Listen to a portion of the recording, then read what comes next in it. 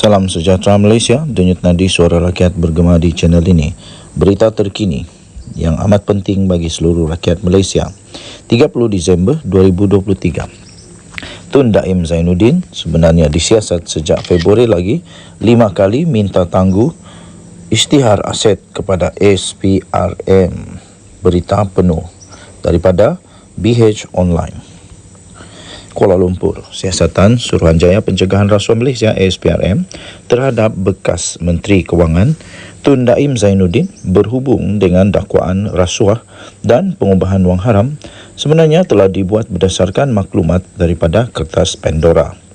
SPRM dalam kenyataan pada hari ini berkata, siasatan itu sebenarnya sudah pun dimulakan sejak Februari yang lalu lagi. Terdahulu, Daim Zainuddin dilaporkan telah menafikan beliau dan keluarganya terbabit dalam rasuah atau sebarang salah laku. Sebaliknya, beliau mendakwa siasatan terhadapnya hanyalah bermotifkan politik.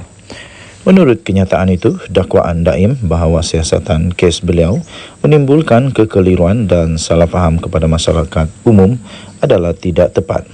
Katanya, satu notis mengikut Seksyen 36-1-A Akta SPRM 2009 Akta 694 telah diserahkan kepada beliau supaya beliau dapat mengisytiharkan segala aset sama ada di dalam ataupun di luar negara secara bertulis serta serta akuan bersumpah dalam tempoh 30 hari daripada tarikh notis pada 7 Jun yang lalu lagi. Katanya dalam kenyataan itu, Tun Daim telah memohon lanjutan tempoh sebanyak 5 kali dan diberikan lanjutan pada 6 Julai, 10 Ogos, 11 September, 11 Oktober dan yang terakhir adalah pada 14 November lalu untuk mengisytiharkan segala aset miliknya. Sebagai sebahagian daripada proses setatan SPRM, pendakwa raya telah mengeluarkan notis penyitaan untuk menara ilham mengikut Seksyen 38-1 Akta 694 penyitaan harta tak alih pada 18 Disember lalu. Tun Daim disiasat mengikut Seksyen 23 Akta yang sama dan Seksyen 4-1 Akta Pencegahan Pengubahan Wang Haram, Pencegahan Pembiayaan Keganasan dan Hasil daripada Aktiviti Haram 2001 AMLA TFPUAA kata kenyataan itu. Daim sebelum ini dilaporkan berkata sehingga kini beliau tidak dimaklumkan mengenai kesalahan yang dilakukannya walaupun sudah berkali-kali mengajukan perkara itu kepada SPRM.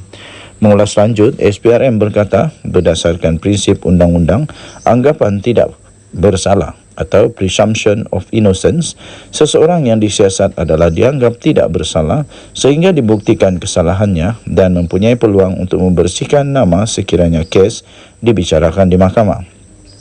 Kata kenyataan itu perlu ditegaskan bahawa SPRM adalah sebuah suruhanjaya bebas yang bertindak secara profesional mengikut undang-undang dan peraturan yang telah ditetapkan serta dipantau oleh 5 badan pemantau bebas, katanya.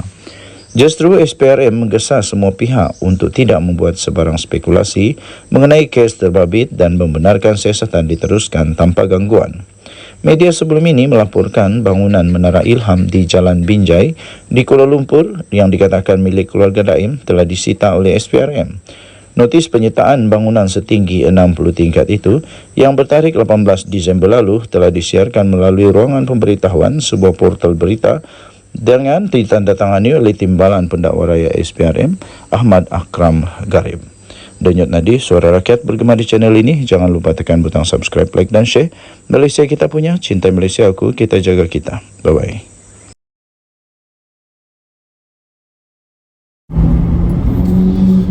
Salam sejahtera Malaysia. Denyut Nadi Suara Rakyat bergema di channel ini. Terbaiklah PDRM. Timbalan Ketua Polis Negara Malaysia Dato' Ayub Khan memberikan amaran. Haha. Memberikan amaran dan peringatan. Lebih ramai lagi jerung naga, apa lagi ya? Jerung naga, apa lagi? Penjahat-penjahat lah yang berkenaan dengan kartel dadah, yang jual dadah. Lebih ramai lagi yang bakal kena tangkap, bakal kena cekup. Berpadan muka. Negara Malaysia memang terbaik sekarang. Inilah pentadbiran terbaik setakat ini. Tidak dipeduli sama ada kau Datuk kah, Datuk Seri kah, apapun pangkat, tidak dipeduli. Salah tetap salah. Belum pernah lagi dalam mana-mana kerajaan di Malaysia yang buat seperti Datuk Seri Anwar Ibrahim buat, dan Ketua Polis Negara serta Timbalan Ketua Polis Negara serta semua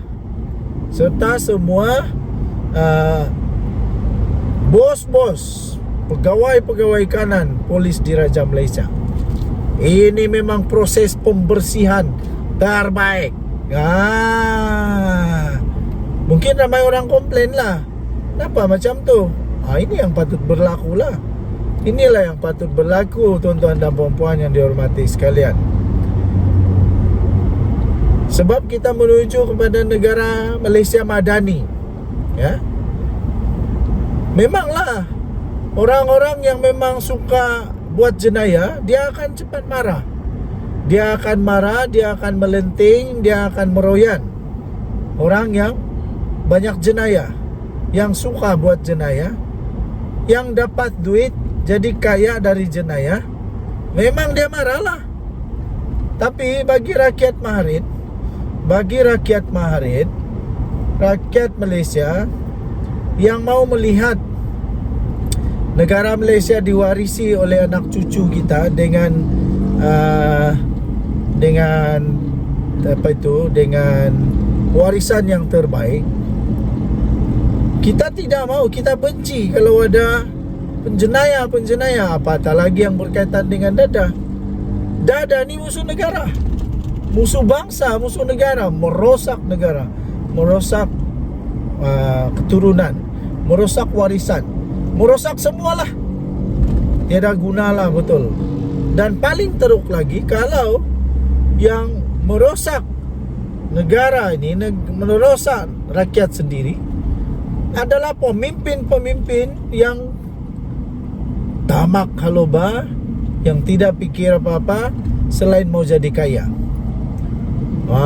Jadi awas. Timbalan Ketua Polis Negara Datuk Ayub Maidin Piche telah pun memberikan amaran, peringatan dan keyakinan. Ini jaminan ni padan muka.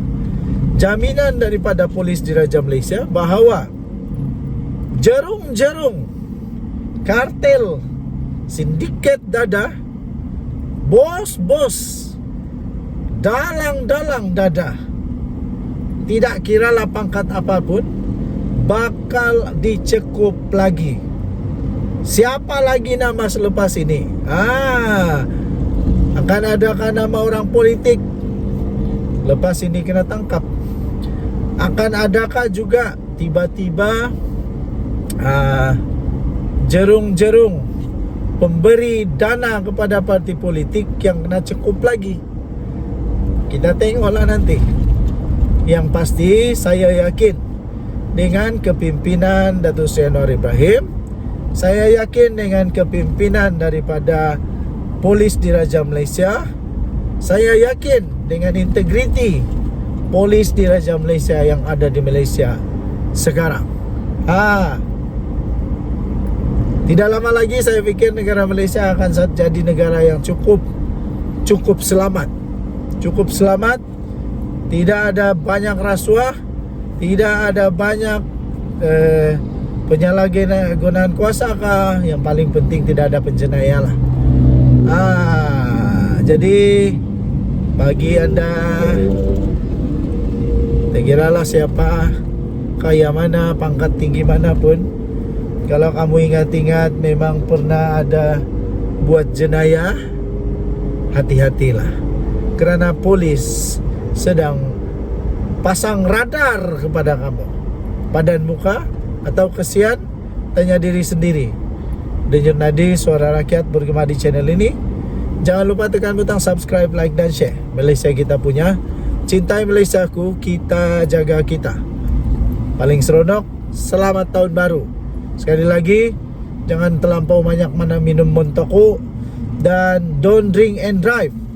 Kalau kau sudah mabuk, lebih baik lagi kau mengampai. Jangan menyusahkan orang. Jangan sampai kau eksiden. Bagus kalau kau eksiden satu orang. Kalau kau kasih bawa lagi orang lain, kesian. Kesian bagi mereka yang tidak ada salah tapi pun terlibat-libat juga. Jadi jangan pentingkan diri sendiri, sendiri mau ingat. Selamat tahun baru, kita jumpa lagi. Bye-bye.